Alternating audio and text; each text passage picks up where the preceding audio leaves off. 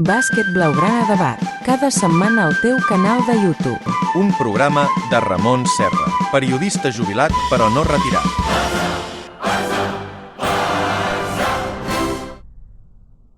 Hola a tothom, això és Bàsquet Blaugrana Debat, el programa que intento oferir-vos cada dilluns, si pot ser, sobretot per tractar de l'actualitat del nostre equip, especialment per fer conèixer a la gent els horaris i el calendari del Barça.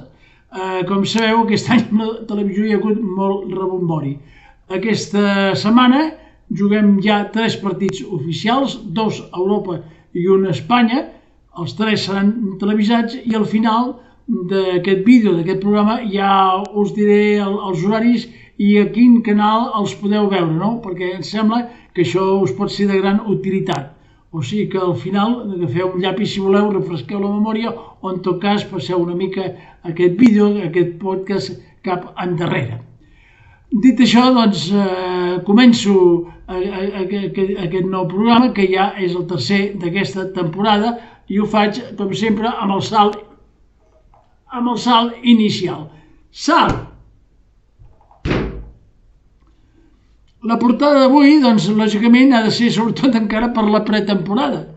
Una pretemporada que ha anat de més a menys, sobretot amb la Lliga Nacional Catalana, on el Barça va perdre les semifinals pel Joventut per un sol punt, però un mal partit i unes males decisions de l'entrenador Peñarroya, que es veu que volia fer proves, ja comprenc que s'hagin de fer proves, però vaja, quan ens jugàvem un títol, jo em sembla que és una mica agosarat. I el Barça i ell doncs no em van pas sobrats de títols. Feia 18 anys que el Barça deixava de jugar la final. Un nou rècord que hem d'afegir als que tenim actualment. El partit de Lleida va ser encara pitjor. Em sembla que es va perdre per 11 punts, no solament el resultat, sinó que l'equip es va mostrar cansat a l'últim quart, no? Va fer figa i això realment doncs, són unes males sensacions de cara a aquesta temporada que ja ha començat oficialment per la Lliga Nacional de Catalunya, però ara continuarà el ball i de quina manera amb la Lliga Europea, podríem dir l'Eurolliga, i amb la Lliga a la ACB, la Lliga Espanyola. Per tant, comença el ball i sembla que les perspectives no són pas bones, però en fi, hem de veure què és el que pot passar. I per això, quan diem això, primer hem de veure la qüestió de lesionats, ja que tenim un equip molt gran, sobretot pel que fa a l'equip que podríem dir-ne titular, no? I aquest equip titular ja té una mitjana de 33,6 anys. 33 anys i 6 mesos. O sigui que, Déu-n'hi-do, d'aquí ve que hi hagi lesions, com per exemple la de Núñez, que encara no és d'aquests tan grans, oi? Que doncs, torna a haver de passar per la sala d'operacions, el genoll i el menisc, la ruptura del menisc aquest i el lligament del genoll dret, i ha de passar i la baixa pot ser de 3 a 5 mesos.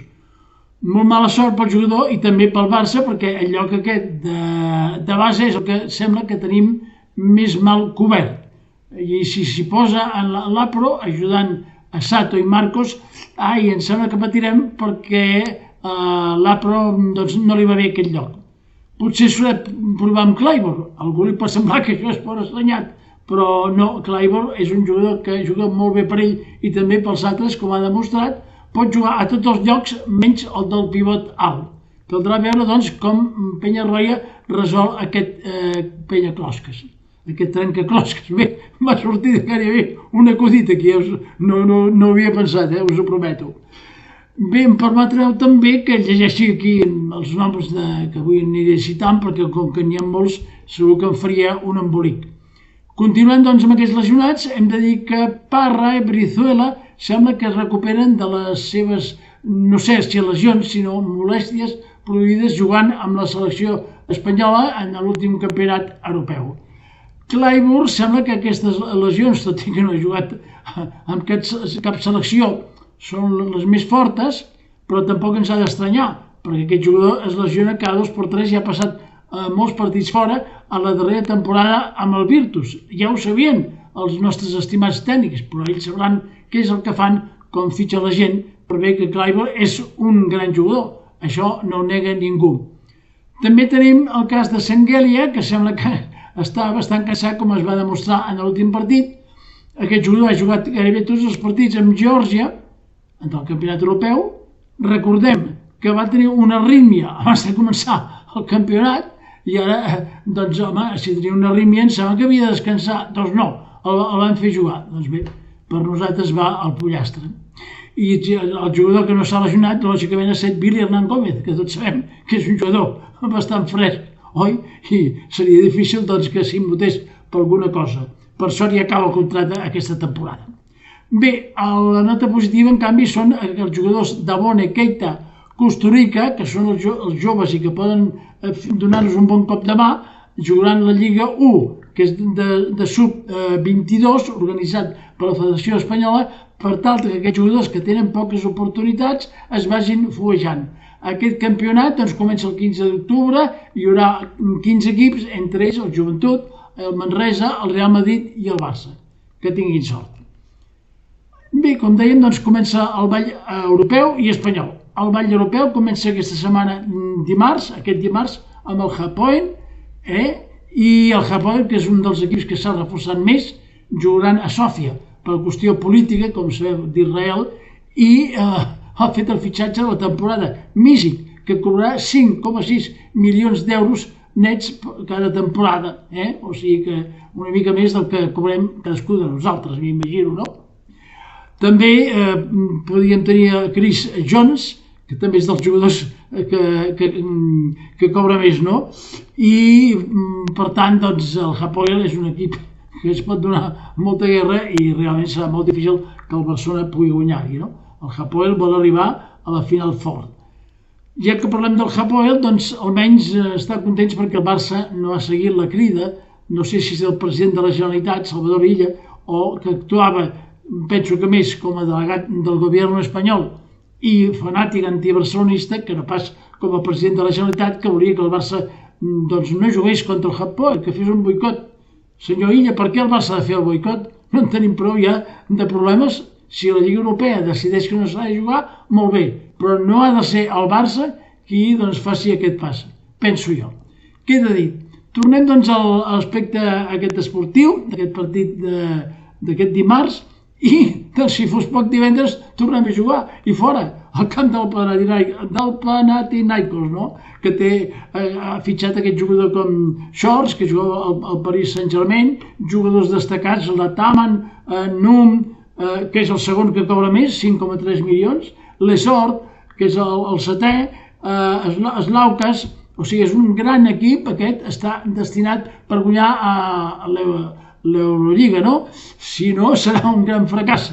El Barça té la sort que s'enfronta a aquest equip al principi de temporada i que segurament no està en forma, però esclar, tampoc el Barça està en forma. O sigui que veurem què és redimonis que pot passar, si bé els pronòstics, doncs, jo crec que no s'ha de ser molt optimista, però bé, almenys que s'ha de competir com es diu, no? I finalment comença la Lliga Espanyola aquest diumenge al camp del València, un València que acaba de guanyar la Supercopa contra el Madrid per 94-98, amb dos jugadors molt destacats com Taylor i De La Rea, malgrat que va tenir les baixes de Cinca, Montero, López Arestigui, Badau, o sigui, el València és un gran equip, no crec que s'hagi gastat els diners del Barça, però sí que pot plantar cara al Madrid i avui em sembla que ja el València és el segon equip de la Lliga Endesa i en el Barça encara es pot superar l'Unicaja i els Canaris si no vigilem i fins i tot ja hem vist que no guanyem ni la Lliga Catalana superat pel Joventut i un Manresa que cada any es fa nou i que ens mostra una lliçó de com s'han de fer les coses. O sigui que la setmana se'ns presenta d'això difícil, no? He dit que deixava pel final dels horaris i la televisió, doncs som-hi. Aquest dimarts juguem amb Sofia, perquè el Hapoel juga a Sofia, a les 6. Hapoel Barça a les 6 per Movistar Deportes. El divendres juguem contra el Panathinaikos a Grècia a 8:45 i serà transmès per Movistar Deportes 2. I el partit València-Barça diumenge a les 6 per DAZN. Ja sabeu que aquest any els partits espanyols, per dir-ho així, els transmet DAZN i els partits europeus per Movistar. Si voleu només veure els partits espanyols, us podeu inscriure a través de TAD, entreu per internet i només us costa menys de 10 euros al mes sense permanència i sense haver de comprar altres paquets. Si entreu en Movistar ja sabeu que heu de comprar altres paquets i el del bàsquet i amb altres esports val 24. L'any passat a mi em costaven 14, ara 24. Suposo que hi deuen haver afegit aquests 10 del Dazón i per tant si teniu Movistar ho podeu veure tot, però això sí, us haureu de rascar la butxaca. En fi, comença una temporada bastant difícil perquè ens hem d'enganyar pel Barcelona i, com deia el president Tarradellas, hem de fer tot menys el ridícul. Hem de voler que l'equip competeixi, però ja en parlarem què és el que ens surt de tot plegat, no? Trobem-nos al marge d'un mes en aquest equip fins al dia de Tots Sants, l'1 de novembre, el dia dels pastellets i la castanyada, no? Tant de bo en puguem assaborir dels panellets i que no ens hàgim fotut moltes castanyes. Bé, ja no sabem què és el que pot passar en el futur, perquè no és escrit encara, i com deia Bob Dylan, el futur només el sap el vent. Bé, això és tot, doncs, per aquest tercer programa. Com sempre, avui i demà, força Barça, i si pot ser, això sí, diguem-ho amb un somriure. Gràcies per la vostra atenció. Bàsquet Blaugrana Debat, cada setmana al teu canal de YouTube. Un programa de Ramon Serra, periodista jubilat però no retirat.